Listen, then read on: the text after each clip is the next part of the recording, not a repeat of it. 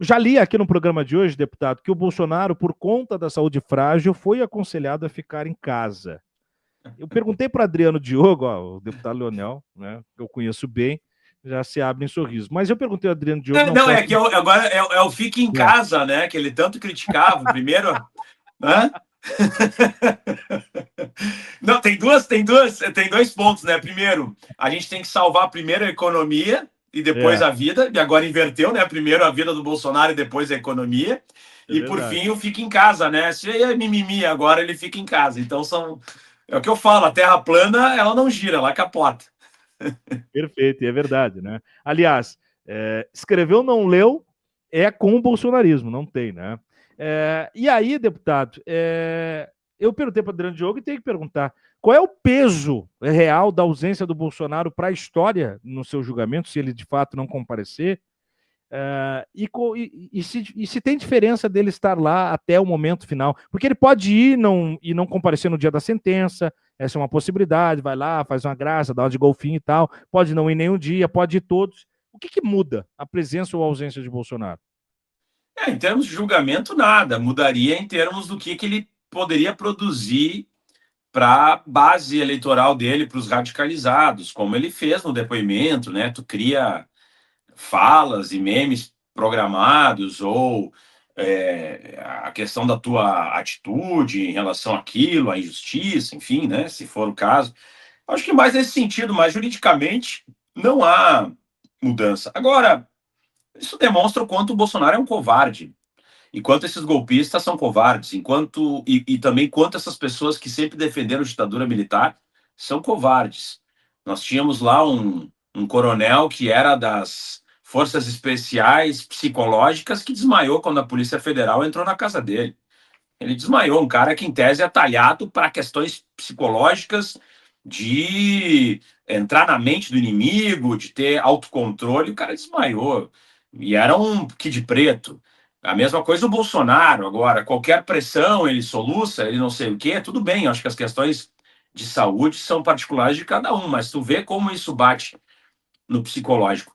Agora, comparativamente, a Dilma Rousseff teve duas circunstâncias em que, primeiro, ela era torturada e foi a um julgamento e permaneceu altiva enquanto seus julgadores eram envergonhados. Tem uma foto clássica disso, ela bem jovenzinha ali, né, menos de 20 anos, eu acredito, ali naquela foto, e sendo inquirida, depois ser torturada, e estava ali, altiva. A mesma coisa quando ela foi lá no Senado para acompanhar o impeachment, né, escutando todas aquelas barbaridades, e ela permaneceu praticamente 14 horas sem se levantar da cadeira, sem se alterar, né, recebendo aquilo com tranquilidade e demonstrando que ela tinha consciência da sua inocência e de que aquilo era uma jogada política que ia colocar o Brasil, né, ladeira abaixo, que foi o que aconteceu, e ela falou isso várias vezes, né?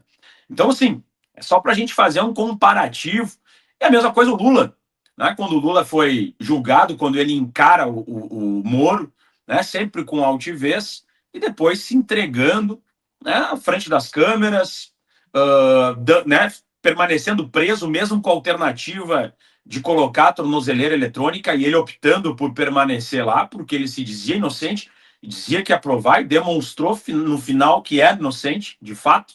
Algo que Bolsonaro não diz, né? Ele não diz que é inocente, ele diz que é injusto, mas ele não diz que é inocente. Então, assim, são as diferenças entre pessoas que realmente. Porque a gente pode discordar ideologicamente, mas tem pessoas que tem que reconhecer que tem altivez, que tem coragem, que tem garra, ética, enfim. Algo que o Bolsonaro nitidamente não tem, né? Um covarde e uma pessoa, né, das mais deploráveis possíveis. De fato. E aí, para além dele, tem toda a corja que vai de arrasto, esse pelotão, né? E tudo indica que há uma condenação a rodo.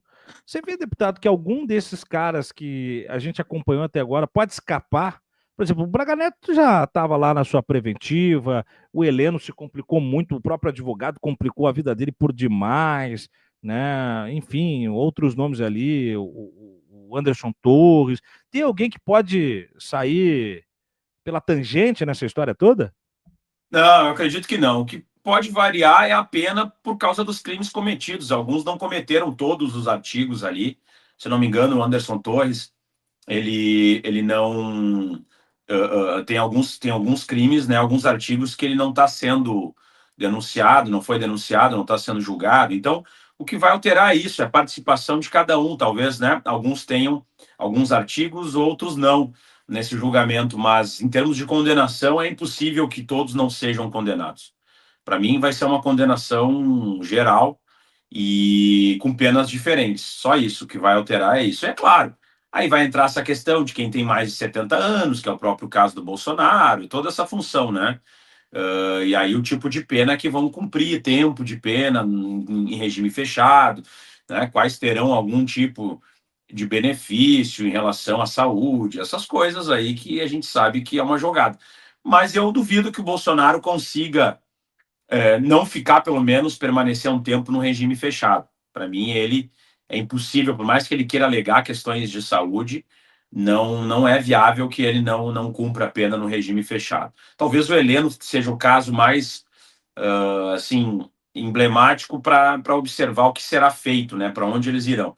Agora, uma coisa que a gente tem que ter consciência, a gente fala muito em Papuda, etc., mas essas pessoas, infelizmente, não irão para Papuda, né? Muitos aí ficarão presos em quartéis, em sede da Polícia Federal ou coisas do gênero. Agora, um cuidado que tem que se ter é controle total sobre esses locais onde eles ficarão presos, porque a presença deles pode contaminar. Não é incomum na história pessoas que foram presas por tentativas de golpe de Estado, sejam revolucionários ou reacionários, vamos chamar assim, mas que quando saem acabam, né, a partir da prisão, acabam contaminando todo um sistema. Por exemplo, a Revolução Cubana, a gente pode ter vários exemplos sobre isso. Então, para mim, é algo que tem que ter muito cuidado com o controle sobre o que está sendo feito e dialogado, né, nesses locais em que eles ficarão presos. Afinal de contas, eles ficarão presos em celas especiais, né? Uhum. Esse é um dos grandes pontos também, né? Eu achei muito frágil, confesso, deputado, a estrutura de monitoramento do Bolsonaro e tardia, né, a orientação para que isso se desse. Achei que foi ali no limite, né? E ainda, né, depois de já ter se cogitado que isso ia acontecer, isso acontece numa segunda para uma terça, na terça é que já chegam os policiais penais lá, mas na segunda o Fabrício Rinaldi, nosso repórter, foi até a casa do Bolsonaro, lá no condomínio, e não tinha ninguém, nem uma viatura, nem ninguém à paisana, e simplesmente, vamos lá, ele está a 10 minutos de uma embaixada, pode ser uma cena de filme?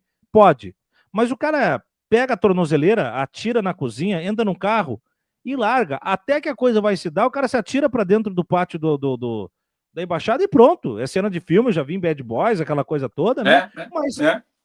Mas acontece, pô. Né? Vai saber.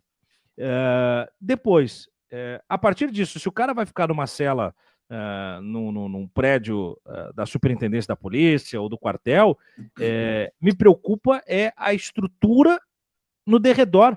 Porque se o Bolsonaro vai ficar num quartel, por exemplo, do exército, e os militares são os golpistas, quem é que vai cuidar de fato que o Bolsonaro esteja numa condição adequada? Adequada que eu digo sem acesso a coisas que um encarcerado não deve ter, não tendo privilégios. Como é que se faz esse monitoramento, deputado? Não, para mim esse é o grande ponto de interrogação, porque me preocupa demasiadamente isso. Além do que, dependendo de onde ele vai ficar, vai virar acampamento de novo desses malucos, né? Então, vai ter que ter um regramento muito duro para que a gente não faça novamente, inicie essa loucura que não tem fim, né? As pessoas falam muito, essa polarização, ninguém aguenta mais. Não, ninguém aguenta mais bolsonarismo, fascismo, ninguém aguenta mais, porque é um tensionamento constante. É só a gente ver o que está acontecendo nos Estados Unidos, porque quando eles estão no poder é isso que acontece. Todo dia tem uma fala, uma coisa absurda, porque essa é a estratégia, né, de cansar as pessoas ficam cansadas, elas desistem, porque é tanta coisa para falar, tanta pauta para debater e defender e denunciar, que as pessoas chegam um momento que não conseguem, não tem braço, né? Isso é proposital, Steve Bannon fala sobre isso. Eles lançam uma tarrafa e o que vier veio bem para eles. E é isso que eles vão fazer aqui no Brasil. Vão acampar, vão ficar o tempo inteiro criando situações de desestabilização e sabe? Então, assim, tem que ter um regramento. Onde ele ficar, o entorno vai ter que ser regulamentado ali, a circulação de pessoas, porque senão vai virar de novo, sabe? Um outubro, novembro ali de 2022 e esse negócio não vai ter fim. Então, e é isso, né? Tem que ter um controle em relação ao que ele está fazendo, a quem ele recebe de visita, ao que ele está falando, porque senão ele simplesmente contamina, né? Porque a gente sabe que tanto as Forças Armadas quanto na polícia tem grupos radicalizados ainda no seu interior. Então, vai saber, né, o que disso pode desenrolar. E é isso que tu falou mesmo, essa questão da fuga dele. Ele quer fugir, isso é certo. Que ele está matutando alternativas e formas de fuga, isso aí é inegável. E é muito provável que, se deixar alguma brecha, ele vai fazer. Eu espero que agora, com o reforço colocado pelo ministro Alexandre de Moraes em relação a policiais federais e a policiais penais, enfim, a esse aumento do monitoramento no entorno da residência, que isso seja o suficiente para evitar a fuga e que o Bolsonaro cumpra a pena dele na sua totalidade.